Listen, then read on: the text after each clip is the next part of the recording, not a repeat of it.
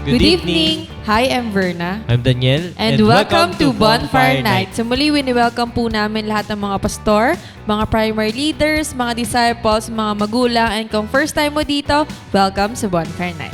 At sa mga nakasubaybay din po sa ibang bansa, so welcome po kayo namin sa gawain natin ngayong gabi. So sa ating pagpapatuloy po, sama-sama po nating panoorin ang Bonfire Things to Remember.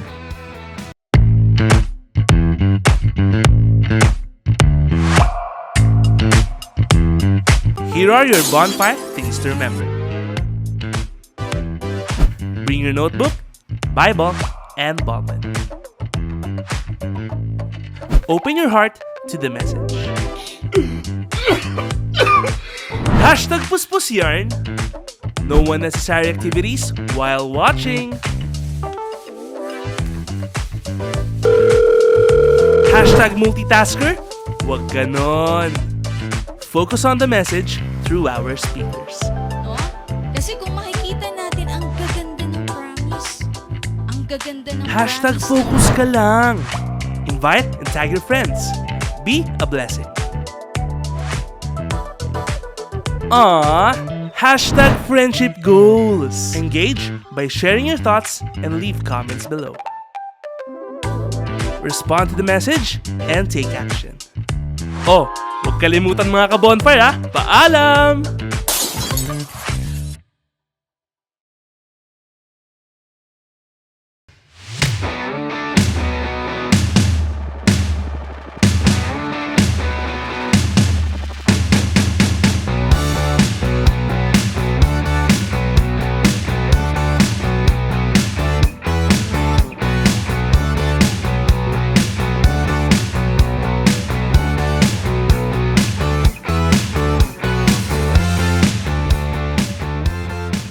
So praise God sa ating Bonfire Things to Remember. So tayo mga ka-bonfire, maging mindful po tayo habang ongoing yung ating live. Make sure natin na hindi lang tayo watching but active din tayo na nag-engage sa ating comment section. And make sure natin na kasama natin nanonood yung ating mga cell members, yung mga disciples natin, and yung ating mga leaders. So as we continue sa ating Bonfire Night ngayong gabi, so samahan po natin ang ating CGS Philippines Worship Team sa pagpupuri sa ating Panginoon.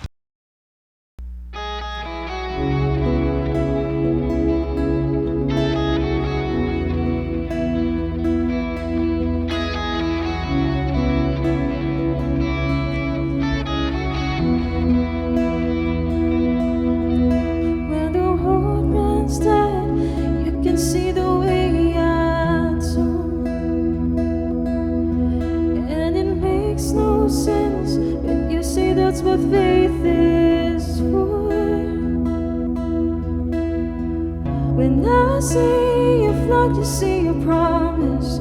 When I see a grave, you see a dawn. When I'm at my end, you see where the future starts. I don't know how you make a way, but I know you will. I don't know how you make a way, but I know you will. You've been good on every promise, from Eden into Zion, for every dead end, and out of that grave. I don't know how you make a way,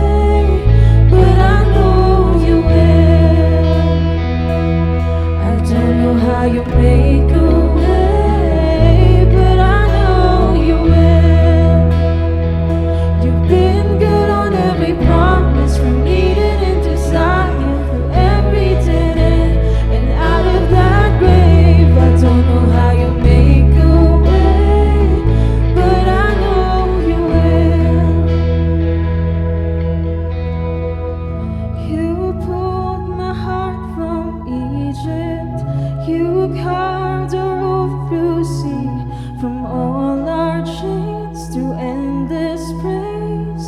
The story ends in you. And when we cross that Jordan, look back at where we've been, from all our chains to endless praise. The story ends in you. I don't know how you make a way, but I know you will. I don't know how you make a way, but I know you will. You've been good on every promise, to Eden and to Zion, to every dead end, and out of that grave. I don't know how you make a way, but I know you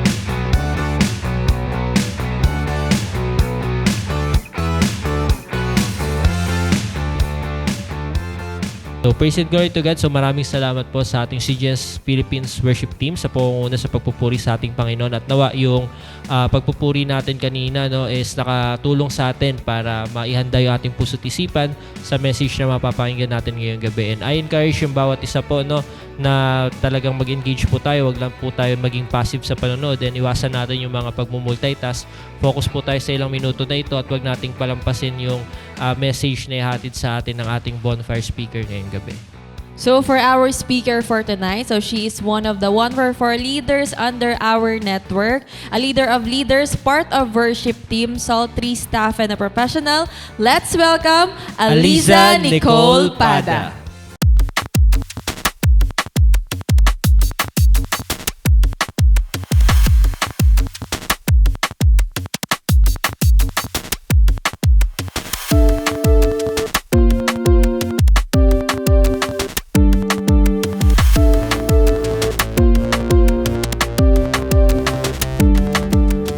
Good evening! So binabati ko po ang lahat ng mga nanonood ngayong gabi mula sa ating mga pastors, primary leaders, cell leaders, and sa lahat ng disciples at invites po ngayong gabing ito. So welcome po mga ka-bonfire. So before we start po, let's open in prayer. Let's pray po. Praise you, Father God, Lord. We thank you, Lord God, for tonight. Maraming salamat, Panginoon, sa mga manonood ngayon, Lord God. And we ask, Lord God, for wisdom and guidance of the Holy Spirit, Lord God. As I share your word, Panginoon, sa kanila, open our hearts and our minds, Panginoon. And I pray na marami po kaming matutunan sa gabing ito. Sa inyo ko po tinataas ang lahat ng to sa tanging pangalan mo lamang, Jesus. Amen and amen. Ayan. So sige po, tayo po ay mag-start, ano? So buksan po natin ang ating mga Bible sa Romans 5 verse 8. Sabi po dito, but God demonstrates His own love for us in this.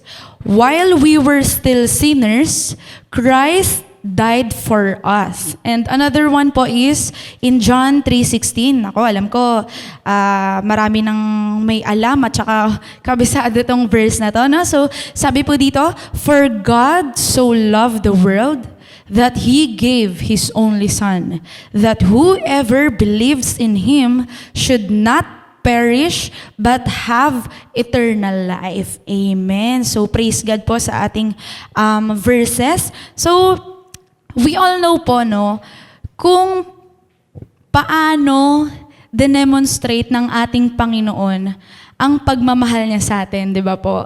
He laid down His life for us para tayo ay maligtas mula sa ating mga kasalanan, di ba po?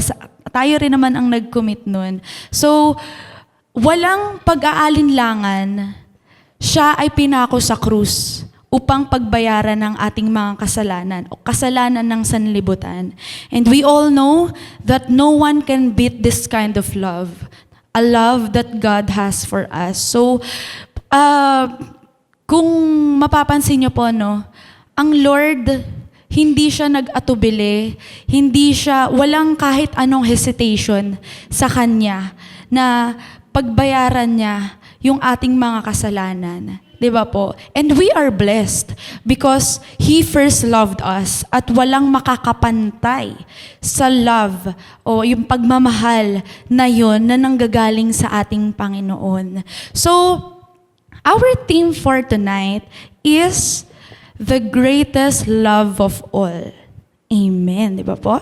So, I know we're all familiar sa mga love stories, di ba po? Sa movies, yan, sa mga love songs, or any portrayal of love based on human understanding. Mapa-telenovela, di ba po? Or K-drama, may mga love team or mga love interest. Usually po mga mga love triangle di ba? Uso yung mga ganyang storyline, no po. So, usually tayo pag nanonood tayo, gusto natin sa dulo magkatuluyan yung bidang lalaki at bidang babae di ba po? No? So, that's a typical love story na very common sa panahon po natin ngayon. But, we must promote more talaga sa pag-ibig na meron ang Panginoon para sa atin. So, we must always remember that there is no greater love than the love of God. His love is the greatest of them all. Ano po?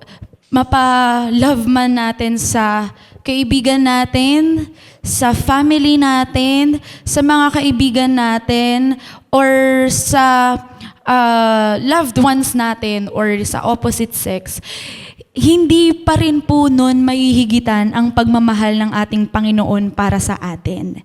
Di ba po? Kasi, of course, God loves us beyond our comprehension. Kasi iba po talaga yung quality and standard ng love dito sa mundo compare sa pagmamahal ng ating Panginoon. Di ba po? Hindi natin kayang sukatin, no? Hindi natin masusukat, hindi natin maaarok, hindi natin kayang tapatan o kahit nino man. Walang kahit sino man ang makakatapat sa pagmamahal ng Panginoon para sa atin. Kasi po, labis-labis ang kanyang pagmamahal. Kaya, pag may nagsasabi sa'yo ng, sa'yo ko lang naramdaman ang tunay na pagmamahal, nako kapatid, ekis na yan. Retreat ka na dapat kaagad dyan. Kasi, ibig sabihin nun, di pa niya talaga naramdaman ang tunay na pagmamahal, di ba? Na nanggagaling lamang sa ating Panginoon. So, when it comes to love, actions speak louder than words, which is, totoo naman po talaga, no? Kaso, ang Lord po kasi, interconnected lagi yun. When He says something, surely He will do it talaga. Di ba po? So, He is a man of word and action. Ang love pala, kailangan hindi lang siya salita, hindi lang siya sinasabi, but dapat ina-accompany rin niya ang action. Ginagawa din siya. So, when it comes to God's love, the cross, eto po, yung cross sa likod ko, speaks loudest of all. Hindi lang niya sasabihin na mahal niya tayo, kundi He will prove it to us. Di ba po? Hindi lang basta-basta natin, hindi lang basta-basta maririnig or nabasa natin yun sa Bible, kundi yun talaga yung ginawa niya. Di ba po? So sabi po sa John 15 verse 13, greater love has no one than this, that someone laid down his life for his friends. Tanong nyo nga po sa mga kaibigan nyo, kaya mo bang mamatay para sa akin? Ano po kayang isasagot nila sa inyo? Baka tawanan po nila kayo. Di ba po? Baka sabihin sa'yo, okay ka lang. Di ba? No? Or worse pa, sabihin sa'yo, hala, baliw na siya. Di ba po? But the Lord sacrificed Himself without hesitation. No, kaya po ang first point natin is His love is sacrificial. Bakit siya nagiging greatest love of all? His love is sacrificial. The love of God, the love God has for us is sacrificial. And this is why the Lord offered His life to pay for our sins. Para po tayo ay in order for us na di pagbayaran ang mga nagawa nating mga kasalanan. 'Di ba po? Inako po 'yun ng ating Panginoon. Ang tunay na pagmamahal, syempre ako naniniwala po ako dito. Ang tunay na pagmamahal, willing to sacrifice for the benefit of others. Hindi yung para lang sa ating sarili, pansarili lang natin. And ang mga disciples, di ba, at leaders, willing to sacrifice yan talaga, di ba po? Para mauna lang ang gawain ng ating Panginoon, di ba po? Kayang-kaya natin i-sacrifice yung work natin, yung mga ginagawa natin sa work, yung sa school, yung time natin, maski yung pagtulog natin, yung pagpapahinga natin, di ba? Para lamang unahin ang gawain natin para sa Panginoon. Di ba po? Alam ko marami niyan sa atin dito, no? Maraming mga disciples and leaders dito. Minsan talaga nakakompromise na natin yung pagtulog natin, no? Yung pagpapahinga natin, or yung mga gawain natin sa bahay, sa school, sa trabaho. Alam ko po marami na rin po kayong mga nasakripisyo, and praise God for that dahil alam ko pong nalulugod ang ating Panginoon. So, pansinin natin, ano yung mga reason bakit yung iba naman, no? Ibang hindi pa nakakakilala sa Lord is tumatanggi sa invitation natin. So, maybe they cannot sacrifice their work or mga ginagawa sa school, di ba po? Or pwede sabihin sa atin usually, ay may pasok ako niyan di ba? Or hindi masacrifice yung yung time, no? Halimbawa sa estudyante, ay may practice po kami niyan.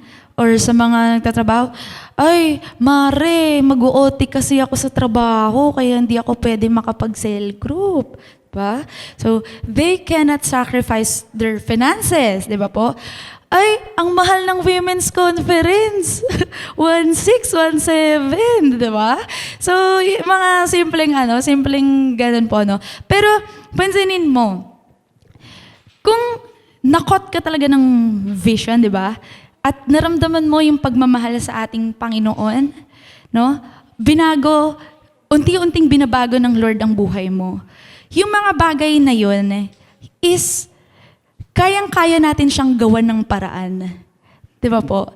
Sa pagsistay ko po sa paglilingkod sa ating Panginoon, parang naging master ko na po yung yung paghahanap ng solusyon pagdating sa mga ganyan. Kasi usually talaga, di ba, pag may mga conferences tayo, either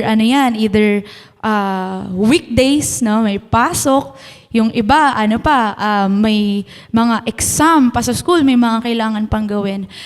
Pero, nakita ko na na kapag gusto talaga natin na maglingkod sa Lord, o bigyan siya ng papuri, hindi tayo naghahanap ng rason para hindi gawin yun.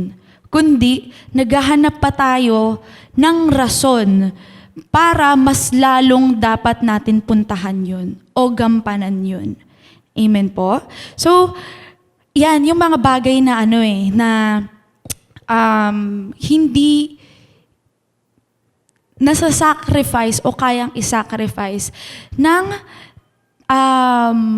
normal na tao, di ba po? Ng tao na hindi pa talaga fully nakakakilala sa ating Panginoon. But, syempre po, since tayo po ay nakakilala na sa ating Panginoon, no? Tayo po ay niligtas ng ating Panginoon, I hope and I pray po na yung mga sacrifices na ganito is mga petty lang sa atin.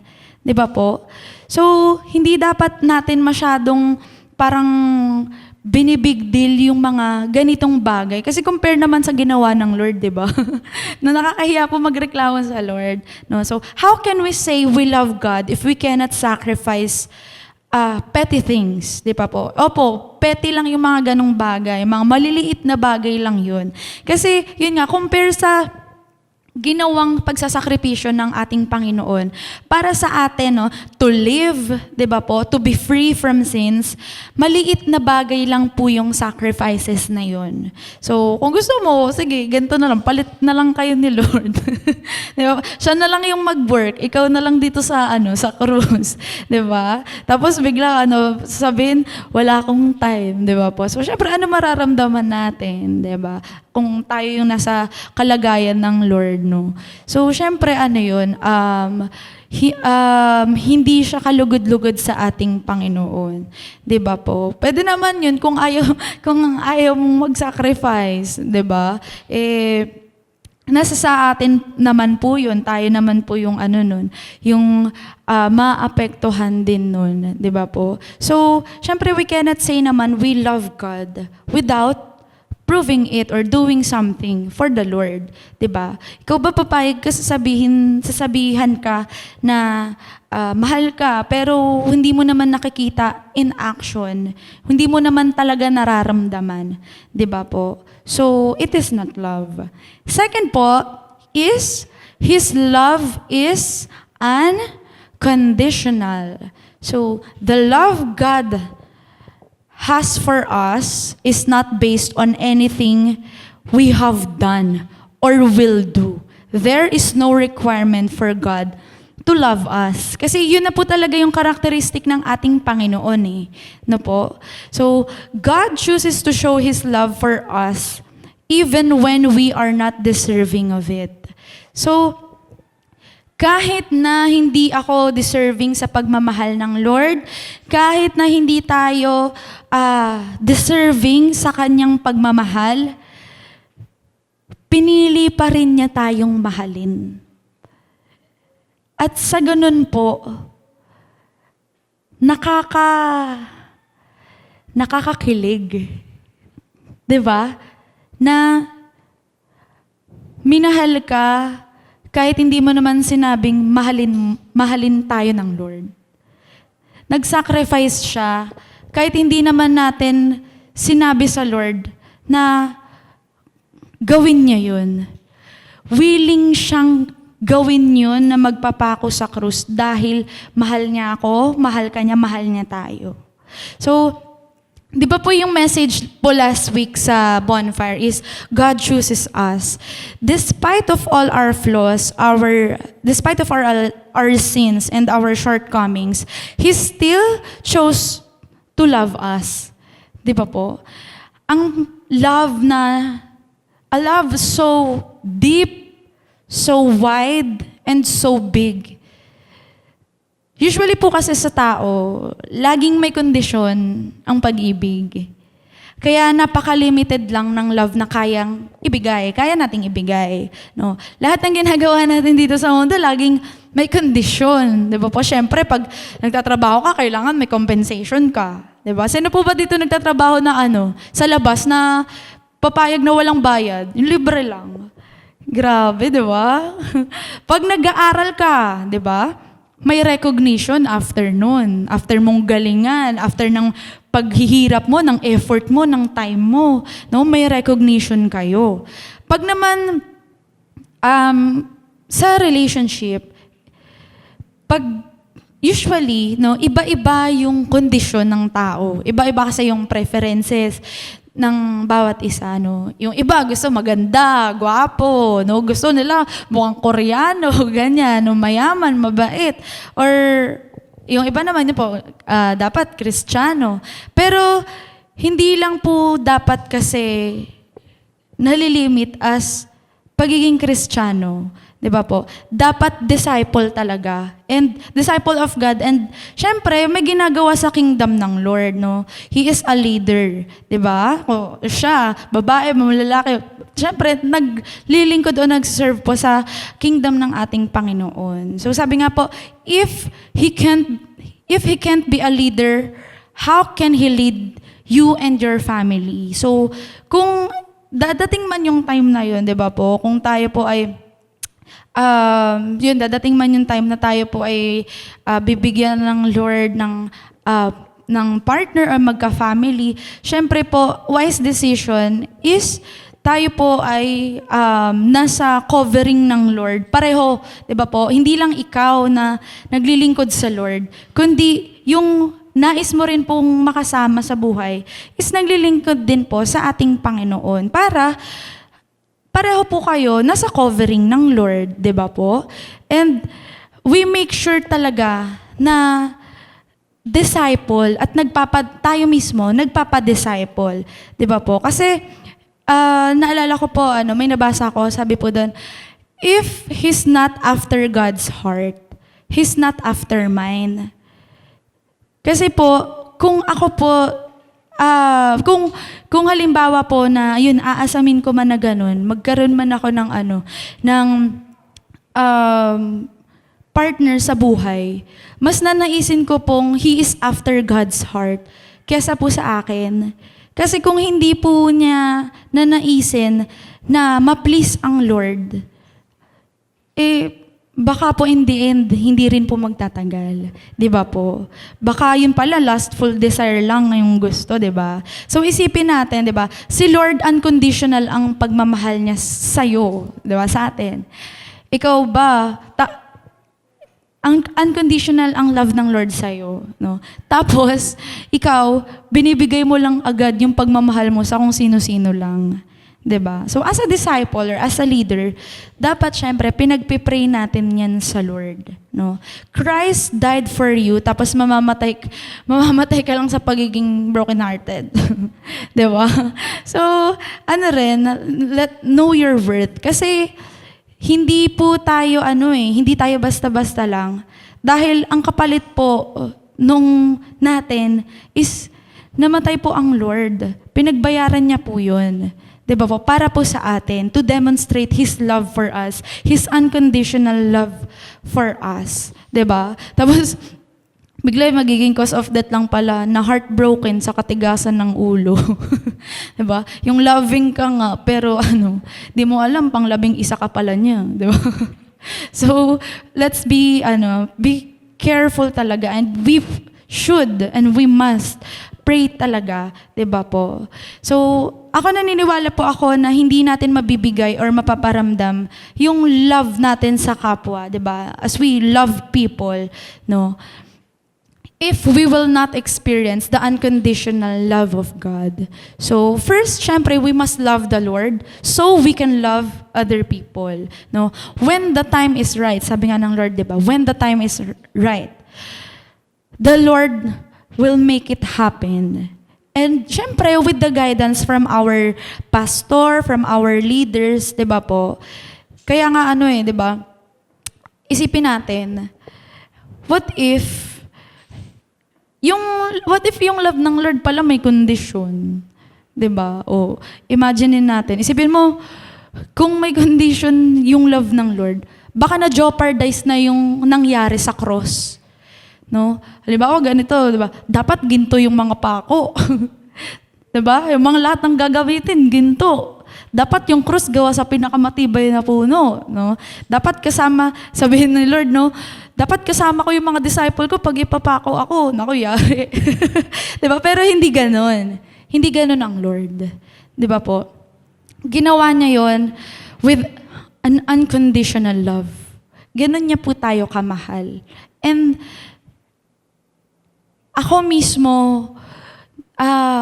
wala po akong ibang naiisip na tao o kung sino man ang kayang gawin yung ganun. So, wholeheartedly and willingly and higit sa lahat, unconditionally, He is in love for us. Di ba po, nakakataba ng puso. Kasi ganun ang ating Panginoon. Na bago pa pala tayo magkamuwang, may nakaabang ng magmamahal sa atin. And that is Jesus Christ. So, sabi nga po sa 1 John 4, verse 19, it is not that we loved Him, but He loved us first. Ano po? So, Ayun po, no? Recap ko lang. First point natin ulit, ano yan? His love is sacrificial. Second is His love is unconditional. And last, ano po sabi dito? His love is everlasting. Ayan. So, His love is everlasting. The love of God is not going anywhere. The love of God is endless and it will always be there. So, sabi nga po sa Romans 8, di ba po? Nothing can separate us from God's love. The love of God is not something that comes, dadating lang, and disappears the next minute. Familiar ba? Because love is not an emotion. It is a commitment and it is a choice. And of course, God is love. Diba po? Yan naman po talaga yung pinaka-definition ng love. Diba po? God is love.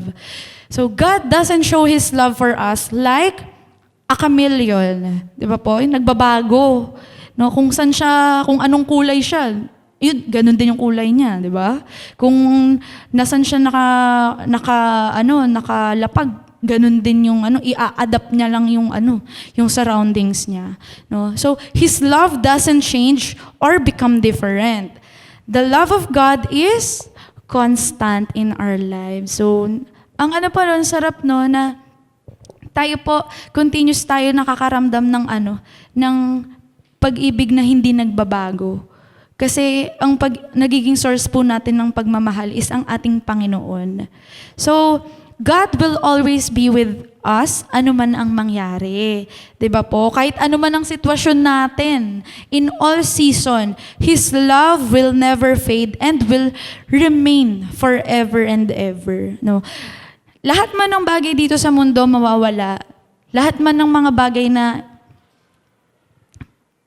pinaka-iniingatan natin, mawawala. Lahat man ng tao na napamahal sa atin ay mawawala. Pero ang pag-ibig ng Panginoon, ang salita ng ating Panginoon at siya ay hindi mawawala. Di ba po? So, the highest form of love is a love that comes from God. No? So, and ang tawag po dito is agape love, di ba po? Meaning selfless love for others and nothing can separate us talaga from the love of God. So, wala nang masihigit pa sa pag-ibig na kayang ibigay ng ating Panginoon. Amen po. Kayo po ba, may naiisip kayo kung sino? Kung sino pang masihigit sa pag-ibig ng Lord? Di ba? Na kayang ibigay sa'yo, kayang iparamdam sa'yo. Tanungin niyo sila, kaya mo bang isakripisyo yung buhay mo para sa akin? Kung hindi, stop, di ba? Stop muna. So, sabi po sa Romans 8:37-38, yet in all these things, we are more than conquerors through Him who loved us. For I am persuaded that neither death nor life, nor angels nor principalities, nor powers, nor things present, nor things to come, nor height, nor depth, nor any other created thing shall be able to separate us from the love of God, which is in Christ Jesus our Lord. No one can stop God from loving us. Amen po. Walang makakapigil sa ating Panginoon. 'Di ba? Kaya dapat tayo din. Walang makakapigil sa atin sa paglilingkod natin sa Lord. 'Di ba? Kaya hindi dapat natin tinitake for granted ang Panginoon sa ating buhay. No? Grab every opportunity to express our love sa ating Panginoon. No?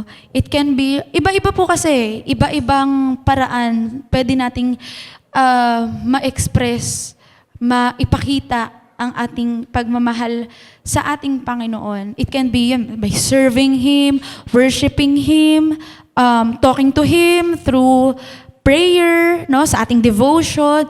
You can sing, you can dance, anything po, as long as we genuinely offer it to our Lord Jesus Christ. Diba po?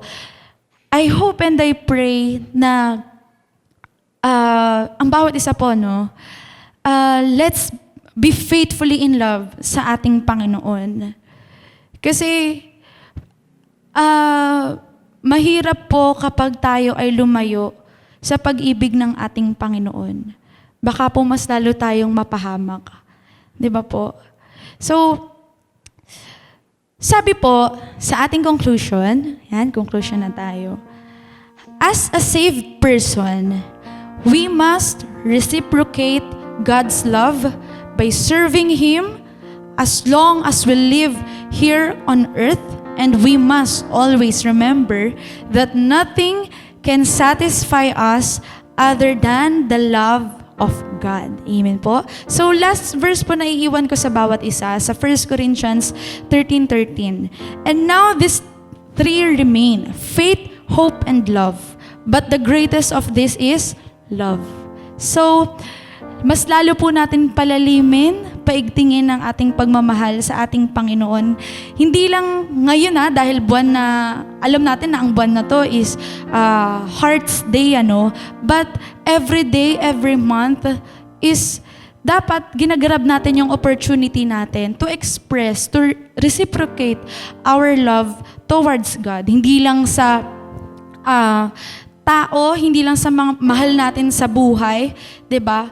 Kundi higit pa po sa ating Panginoon, 'di ba po? Kung ikaw man makatanggap ka ng chocolates, bulaklak, o ano man 'yan na regalo, it will fade. Mawawala rin po 'yan, 'di ba po? Mauubos 'yan, malalantay 'yan. Pero kung uunahin natin na ipakilala ang pagmamahal na nanggagaling sa ating Panginoon, it will remain forever. At mas lalo pa po yung makakatulong upang sila rin ay maramdaman nila kung ano ba talaga ang tunay na pagmamahal na makikita lang naman talaga natin sa ating Panginoon. Amen po? So, dyan po nagtatapos ang aking message for tonight. I hope ang bawat isa po ay may nakuha. And ayan po, so dako po tayo sa ating closing prayer. Let's pray. We praise you, Father God, Lord. Maraming salamat, Panginoon, for your reminder, Panginoon, na tanging ang pag-ibig mo lamang, Lord God, ang makakasatisfy sa amin, Panginoon. I pray, Lord, na ikaw ang humaplos, Panginoon, sa puso ng bawat isa. I pray na ikaw ang aming isik, Lord God, ang pagmamahal mo ang isik namin, Lord God, at hindi sa ibang tao, Panginoon, dahil naniniwala ko, Lord, na kami ay tunay na makukumpleto, Lord God, kung ikaw ang aming aasamin at hindi ang ibang bagay, Lord God. I pray sa lahat ng mga nanonood, nakikinig, Lord God, kayo po ang magpala sa kanila, give them wisdom, guidance of the Holy Spirit. I declare provision, protection, Panginoon, and victories and breakthroughs, Panginoon, sa bawat isa. Sa inyo ko po ay tinataas ang lahat ng to sa tanging pangalan mo lamang, Jesus. Amen and amen. Ayan po. So, praise God. So, thank you po and God bless.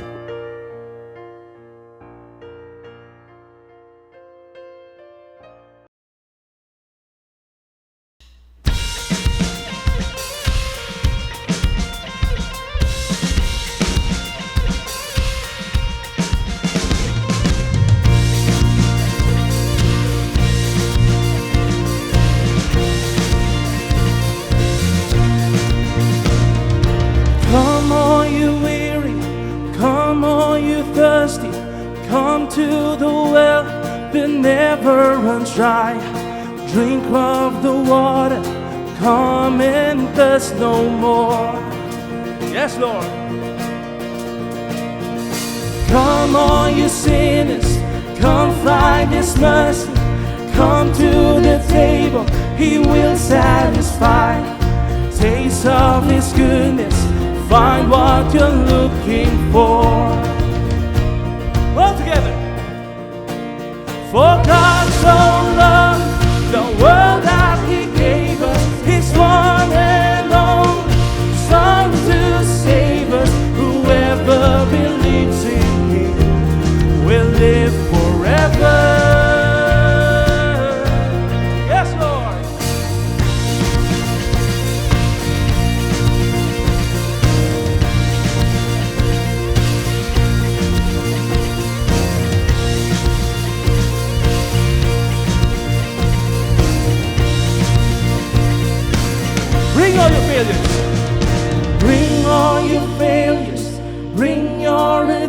addictions.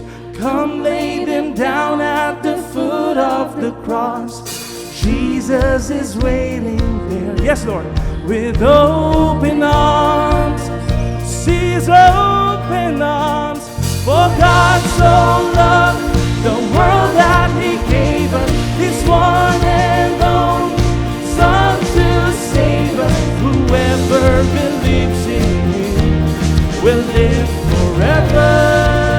Oh, we sing the power of hell forever defeated. Now it is well, I'm walking in freedom. For God so loved the world. Praise God, Yes, Lord. from whom all blessings flow. Praise Him for the wonders of His love. Praise God. Praise God. Praise God. From whom all blessings flow. Oh, we praise him. Praise him. Praise him. For the wonders of his love.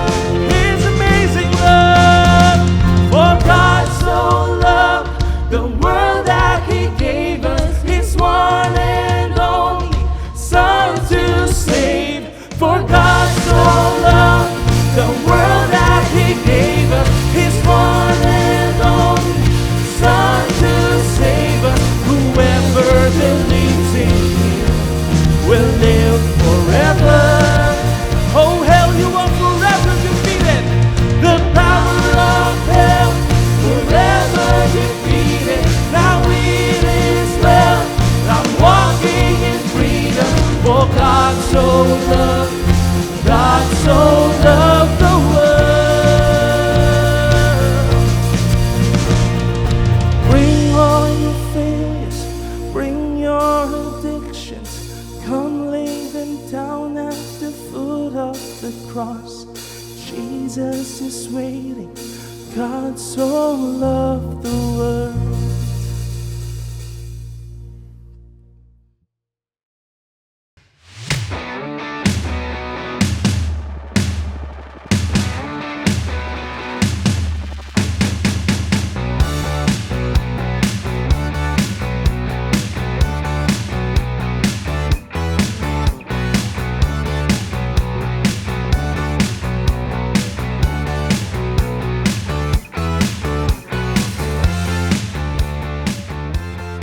So thank you Nicole sa message niya natin sa amin ngayong gabi, and alam ko po lahat ng nakasubaybay ngayon ay maraming natutunan. So we encourage yung lahat na nakapanood po ay mag-post din po ng ating mga takeaways using This hashtags.